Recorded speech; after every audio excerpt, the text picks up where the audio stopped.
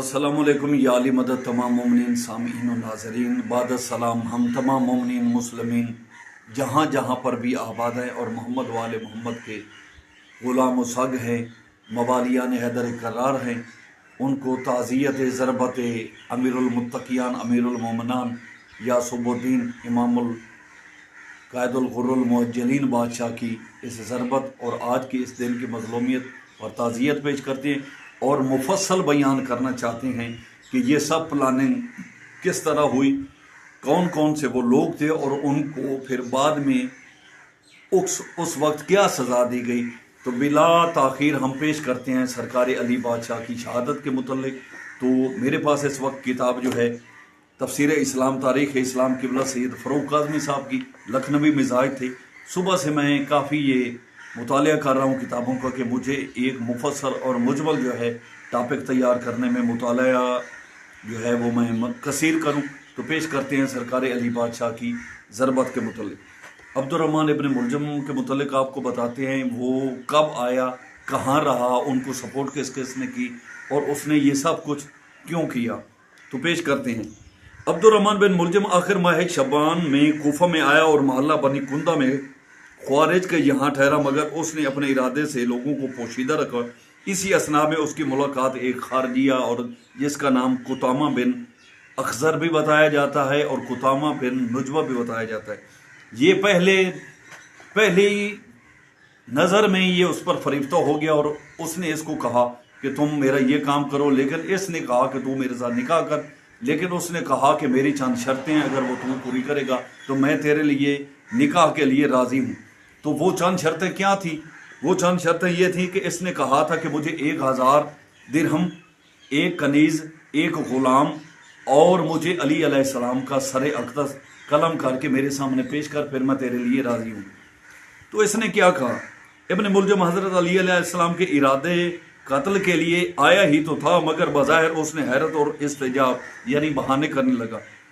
लहजे में कहा कि अली अलैहिस्सलाम को कत्ल करना कोई आसान बात नहीं है। कुतामा ने कहा तू अचानक उस पर हमला कर देना तो वो तुम्हारा काम हो जाएगा और मैं तुम्हारे लिए बिल्कुल रेडी हूँ।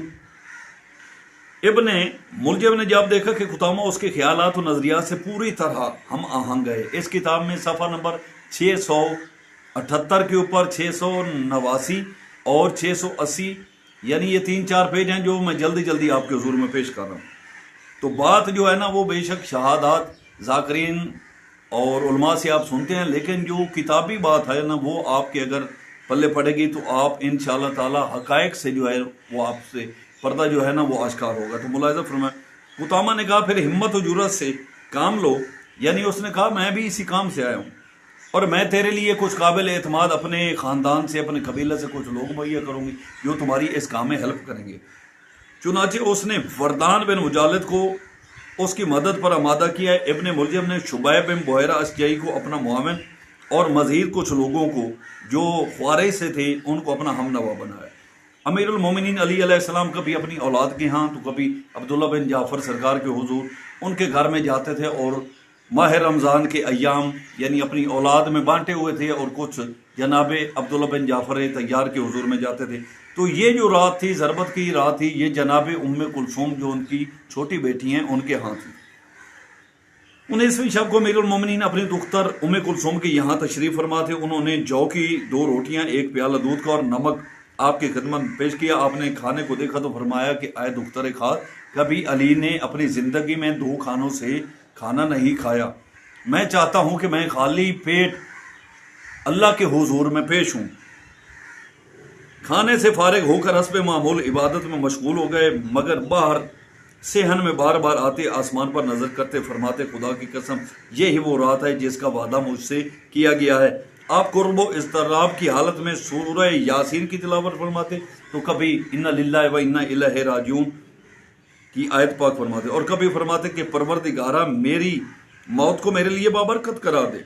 जनाब उम्मे कुलसूम ने यह कैफियत देखी तो कहा बाबा जान आज आप इतने परेशान हाल क्यों हैं? फरमाया बेटी आखिरत की मंजिल दरपेश है। जनाब उम्मे कुलसूम की आंखों में आंसू आ गए। कहा बाबा जान आज आप मस्जिद में तशरीफ ना ले जाइए, जोधा बिन हुबैरा मौजूद हैं یعنی یہ ایک صحابی ہیں، معتبر صحابی اور نیک صحابی تھے، ان کے لیے بی بی پاک فرما رہی ہیں کہ وہ صحابی جو ہے نا وہ لوگوں کو نماز ادا کروا دیں گے، انہیں حکم دیجئے کہ وہ نماز پڑھا دیں۔ فرمایا قضائے الہی سے بچنے کی کوئی صورت نہیں ہے، ابھی کچھ رات باقی تھی کہ ابن شباج مؤذن نے حاضر ہو کر نماز کے لیے عرض کیا۔ امیر المومنین اٹھ کھڑے ہوئے اور جب صحن خانہ میں آئے تو گھر میں پلی ہوئی بطخوں نے چیختے چلاتے ہوئے اپنی التماس کی اور مولا کے دامن کو تھام لیا۔ امام حسن نے جب انہیں ہٹانا چاہا تو آپ نے فرمایا انہیں ان کے حال پر چھوڑ دو، ممکن ہے کچھ دیر کے بعد شیون و ماتم کی آوازیں بلند ہوں۔ پھر آپ نے ام کلثوم بی بی سلام اللہ علیہ سے فرمایا کہ بیٹی یہ بے زبان جانور ہیں، ان کے آب و دانہ کا خیال رکھنا۔ جب آپ دروازہ کے قریب پہنچے تو پٹکا کمر میں کس کر باندھا اور 2 شعر پڑھے جن کا مفہوم یہ تھا، اور کچھ کتابوں میں یہ بھی روایت ملتی ہے خصوصاً دمت الثاقبہ میں شہادت کے جہاں پر لمحات ہیں وہاں پر یہ بالکل یہ محکم روایت ہے کہ جو وہ دروازے کا کہ جو کیل تھے یا میخیں تھی وہ مولا کے دامن کے ساتھ اٹک گئی۔ موت کے لیے کمر کس لو، اس لیے کہ موت آنے والی ہے، جب موت تمہارے سامنے ہو تو بے تابی کا مظاہرہ نہ کرو۔ اس کے بعد آپ مسجد میں تشریف لائے، چند رکعتیں نماز کی نوافل میں پڑھیں اور تعقیبات سے فارغ ہوئے تو خون ریز سحر نمودار ہو چکی تھی۔ گلدستہ آذان پر کھڑے ہو کر آپ نے آذان دی اور یہ آپ کی آخری آذان تھی جو مسجد سے بلند ہوئی اور کوفہ کے ہر گھر میں سنی گئی۔ آذان کے بعد آپ مسجد میں سوئے ہوئے لوگوں کو بیدار کرنے لگے اور انہی میں ابن ملجم ملعون بھی تھا جو اونٹھا پڑا ہوا سو رہا تھا۔ آپ نے فرمایا کہ یہ شیطان کا طریقہ ہے، داہنی کروٹ سونا چاہیے جو مومنین کا شعار ہے، یا بائیں کروٹ سونا چاہیے جو حکماء کا انداز ہے، یا بیٹھ کے یا پیٹھ کے بل سونا چاہیے جو انبیاء کا طرز عمل ہے۔ لوگوں کو بیدار کرنے کے بعد آپ محراب عبادت میں کھڑے ہو گئے اور جب نافلہ صبح کی پہلی رکعت کے سجدہ سے سر اٹھایا تو شبیب بن بحیرہ، یہ 2 بندے وہاں گئے ہوئے تھے، شبیب بن بحیرہ نے آپ پر تلوار سے وار کیا لیکن وہ وار خطا گیا اور مسجد کے ستون کے ساتھ جا لگا، اور یہ دونوں بندے مسجد کے ستون کے ساتھ یعنی چھپے کھڑے ہوئے تھے۔ مولا سے کیا چھپنا، مولا کو تو پتہ ہے، لوگوں کو جو ہے نا وہ تھوڑا سا فہم مزاجی میں سوچنا چاہیے کہ کچھ کہتے ہیں کہ لو جی یہ خودکشی ہے، ان کا دماغ ٹھیک نہیں ہے۔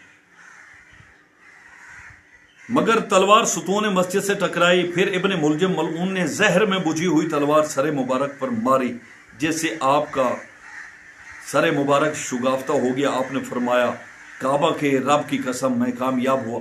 اور اسی ابن ملجم سے میں نے ایک کتاب میں پڑھا ہے کہ وہ کہتا ہے کہ مجھے پتا ہے کہ یہ جس وقت پکڑا گیا تھا نا تو اس وقت یہ سرکار حسنین کریمین اور دیگر اصحاب باوقار کے حضور میں یہ کہہ رہا تھا کہ مجھے پتا ہے کہ یہ تلوار کہاں سے آئی ہے، کس لوہار نے بنائی ہے، کس نے بھیجی ہے، اس کو کتنی مرتبہ زہر میں بجھایا گیا ہے اور اس زہر کا اثر کتنا ہے، یہ خود کہہ رہا ہے۔ اور پھر بعد میں ایک جو طبیب بلایا گیا تو وہ آگے ہم آپ کو پیش کرتے ہیں کہ اس طبیب نے کیا کہا تھا اس زہر کے متعلق۔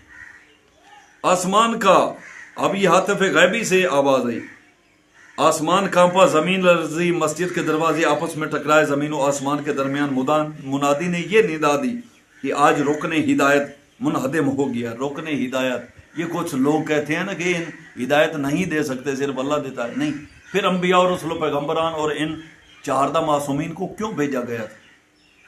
رکن ہدایت منہدم ہو گیا، علی مرتضیٰ قتل کر دیے گئے، قد قتل امیر المومنین۔ دمت و ثاقبہ میں مزید جو ہے وہ خطبہ موجود ہے اور اس خطبے کے ساتھ ساتھ وہ منادی کی ندا جو ہے وہ بھی موجود ہے۔ میں بہت کم وقت میں آپ کے حضور میں پیش کر رہا ہوں تاکہ میں اپنا ٹاپک جلد لپیٹوں۔ وسیع پیغمبر شہید کر دیے گئے، اس آواز نے کوفہ کی آبادی کو لرزہ بر اندام کر دیا، تمام شہر کانپ اٹھا اور لوگ گھروں سے باہر نکل آئے۔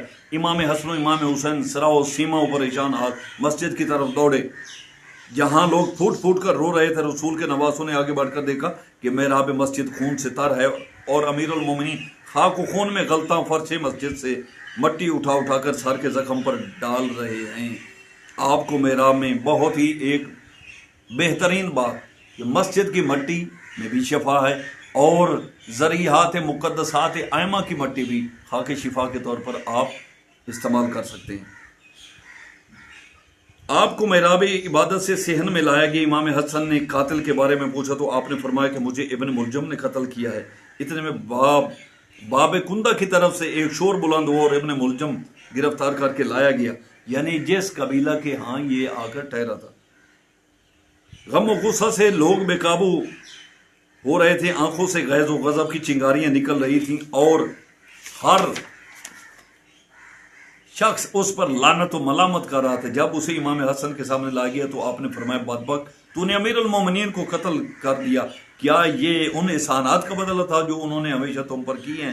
ابن ملجم سر جھکائے خاموش کھڑا رہا، اور اس نے کہا کسی بات کا جواب میں نہیں دے سکتا۔ امیر المومنین نے غشی سے آنکھیں کھول کر اسے دیکھا اور فرمایا اے ابن ملجم، کیا میں تیرا اچھا امام نہ تھا؟ کیا میرے احسانات بھلا دیے جانے کے قابل تھے؟ اس پر ابن ملجم نے کہا میں اپنے لیے دوزخ کا سامان کر چکا ہوں، پھر بھی مجھے کوئی پشیمانی نہیں ہے۔ اس کے بعد آپ نے امام حسن کی طرف رخ کیا اور فرمایا کہ اے فرزند، اگر میں زندہ بچ گئے تو مجھے اختیار ہوگا کہ میں اسے سزا دوں یا معاف کروں، اور اگر اس ضربت کے نتیجے میں چل بسا تو تم اس سے قصاص لینا اور ایک ضربت کے بدلے ایک ہی ضربت لگانا، اور جب قتل ہو جائے تو اس کے ہاتھ پاؤں نہ کاٹنا۔ لیکن بعد میں ہم آپ کو بتاتے ہیں کہ لوگوں نے کیا کیا تھا۔ امام نے تو اس کے ہاتھ پاؤں نہ کاٹے تھے۔ مزید آگے مولا اس کے بعد لوگ ہاتھوں پر اٹھا کر مولا امیر المتقیان کو گھر میں لائے، جہاں ایک قرآن پر پتہ امام حسن نے دودھ کا ایک پیالہ آپ کی خدمت میں پیش کیا، آپ نے کچھ پیا اور باقی ابن ملجم ملعون کو دودھ کا جس میں شربت ڈلا ہوا تھا وہ پیش کر دیا۔